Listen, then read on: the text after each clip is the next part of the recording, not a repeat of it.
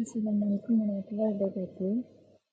So, for our introduction, let's begin with the breakout of our studies. Upper respiratory tract infection or URTI are among the most common illness people experience throughout the year. This infection affects areas like the nose, face, sinuses, and even the trachea. They are mostly caused by viruses, bacteria, and fungi. While some pathogens are freely removed from our body, others cause infection like common cold, laryngitis, or sinusitis.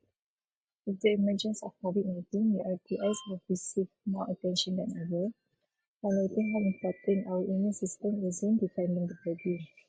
Our immune system has multiple layers, but the innate immune system is the first line of defense.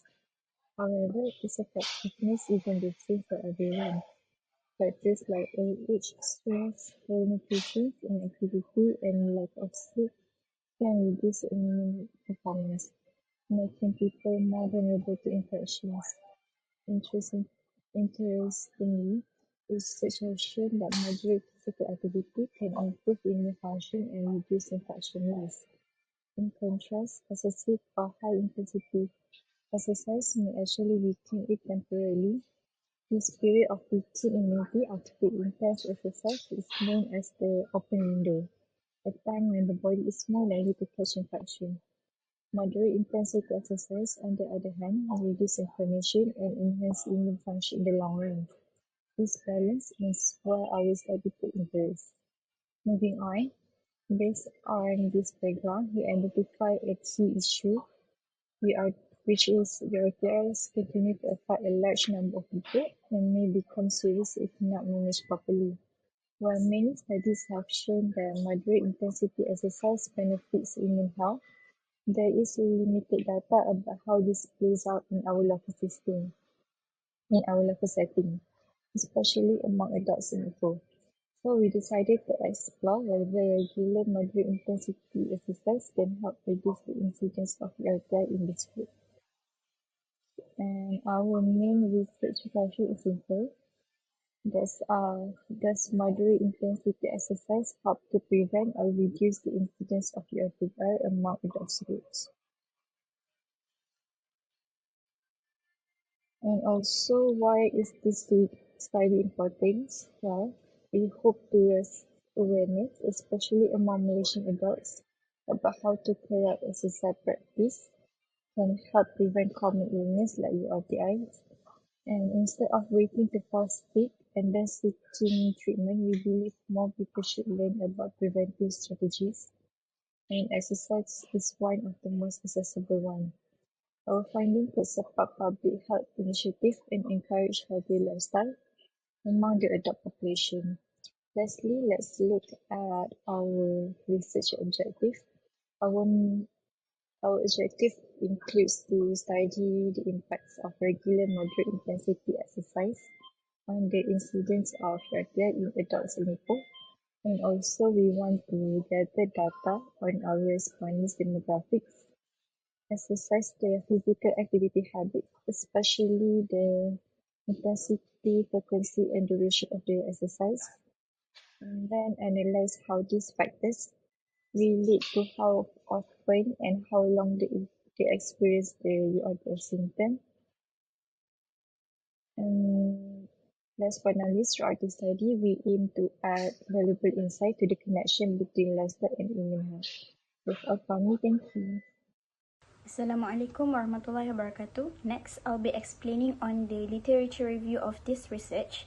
For 2.1 includes the definitions of upper respiratory tract infections, which are a common illness affecting the nose, throat, sinuses, and upper airways that are mainly caused by viruses such as rhinovirus and influenza virus, according to Eccles in 2005, Heikkinen and Järvinen in 2003, Bickley in 2016. And upper respiratory tract infections include conditions like the common cold, sinusitis, and pharyngitis, and contribute significantly to healthcare visits, school absence, and work productivity loss.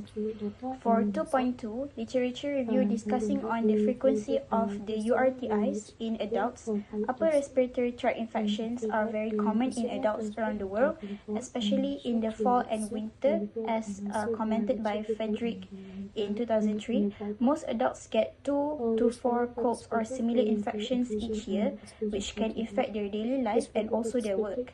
And 2.3 are discussing on the low, moderate, and high intensity workout, where we compare low intensity, moderate intensity, and high intensity workout.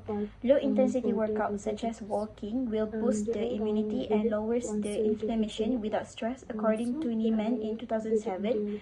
And moderate intensity, such as jogging, improves immune cell circulations and helps prevent the upper respiratory tract infections, according to Walsh in 2011. High intensity, such as marathon running, can temporarily weaken the immunity or open window effect, which increasing the infection risk, according to Gleason and Bishops in 2000.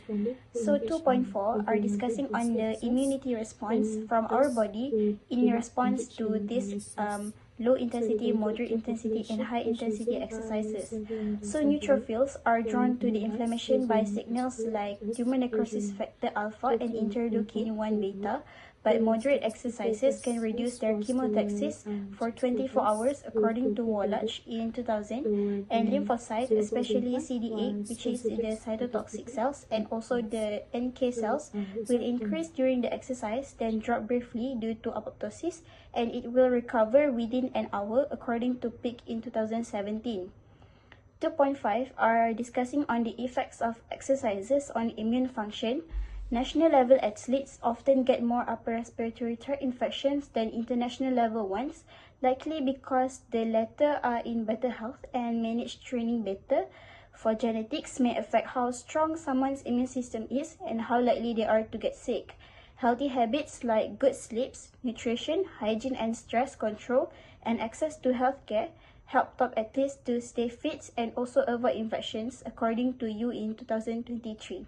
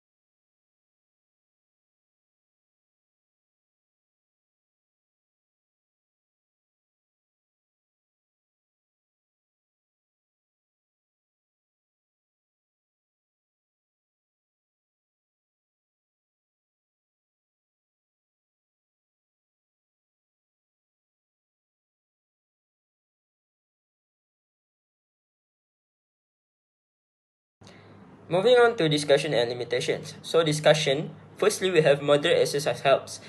People who exercise at a moderate level, like brisk walking or light jogging for 30 to 60 minutes, had fewer cold and flu symptoms. This means moderate exercise may help boost the immune system and keep people healthier. This is statistically proven with the p-value of 0.003, making it significant effect on the results. Next is hard workout don't make a difference. High intensity exercise like heavy lifting or intense running did not affect how often people got sick. It didn't help, but it also didn't hurt to do it. This is proven with the pill value of 0.814, making it less significant or not significant effect on the results. Next is time and frequency didn't change illness duration. How long or how often people exercise didn't change how long their symptoms lasted. Just working out more often didn't mean a quicker recovery. And lastly, exercise isn't the only factor. While moderate exercise is helpful, other things also matter like getting enough sleep, eating well, managing stress, and lastly, overall immune health. So for limitation, firstly, time restriction. For this research, we have time frame that is too limited, making our amount of respondent to be small and making it have not very accurate data. And next is lack in experience and knowledge. So this is because this is our first time doing a full-scale research, so there is some aspect that we are lacking behind that can be improved. And lastly, insufficient amount of respondents. So insufficient amount of respondents, making it our amount of respondent to be too small to make a very precise or accurate results. Okay, that's all. Next, conclusion. So conclusion, the study looked at how moderate intensity exercise affect how often adults in Ipoh get upper respiratory tract infections, URTIs, such as colds. Next, key finding. Firstly, moderate exercise duration matters. People who spend more time doing moderate exercise had fewer URTI symptoms. This suggests that the length of each workout may help lower the risk of getting sick. And the result show statistically significant. Next is exercise frequency didn't make a difference. How often people exercise each week didn't affect how often they got sick and how long the symptom lasted. Next is high intensity exercise had no effect. Doing harder workouts didn't change how often people got sick or how long their symptoms lasted. Next is conclusion. Moderate intensity exercise may help reduce the risk of infection, but how often you exercise seems less important than how long each session is. Other factors like rest, diet, and stress also play a role. And lastly, more research with larger groups and longer studies is needed to fully understand the connection between exercise and the immune system. So these are some of the reflection for this research. Firstly, exercise duration matters more than frequency. One key takeaway is that the duration of moderate intensity exercise is more strongly associated with a lower frequency of URTI symptoms, whereas how often someone exercises each week does not show a significant effect. This challenges common assumption that frequent workouts are always better and highlights the quality or duration of session over mere quantity. Next is high intensity exercise isn't a cure all. Interestingly, high intensity exercise did not impact URTI frequency or duration, which reinforced existing literature suggesting that while intense workouts can build endurance and strength, they do not necessarily improve immune protection. This supports the open window theory, where strenuous workouts might actually weaken immune defenses temporarily. Okay, so now I will be explaining about the result of these studies. First, for the exercise duration and the frequency of URTI symptom, for moderate intensity exercise, there was no statistically significant association indicating that the individual who engage in longer duration of moderate exercise experience lower URTI symptom. In contrast, there is no significant association also observed between exercise duration and URTI symptom in individuals performing high intensity exercise. These findings suggest that moderate intensity exercise may offer protective benefit against URTI symptom compared to a patient who goes for high intensity exercise. Next is the experience frequency and the frequency of URTI symptom. The result showed no significant association in either case. For moderate intensity exercise, the frequency of exercise was not significantly related to URTI symptom, and similarly, no significant association was found for high intensity exercise. These findings suggest that how often a person exercises may not impact the frequency of URTI symptom. Next is the exercise duration and duration of URTI symptom. The findings showed no statistical significant association in either case. For moderate intensity exercise, the duration of exercise does not link to the duration of URTI symptom, and the same was true for high intensity exercise. This result indicates that the exercise duration, regardless of intensity, does not significantly influence how long URTI symptom lasts. And finally, the exercise frequency and the duration of URTI symptom. The result showed no significant association in either case. For moderate intensity exercise, the frequency of exercise had no effect on the duration of URTI, and similarly, no association was found for high intensity exercise. These findings suggest that how often a person exercises does not significantly impact how long URTI symptom lasts, regardless of the exercise intensity. So that's all for the result part. Thank you very much.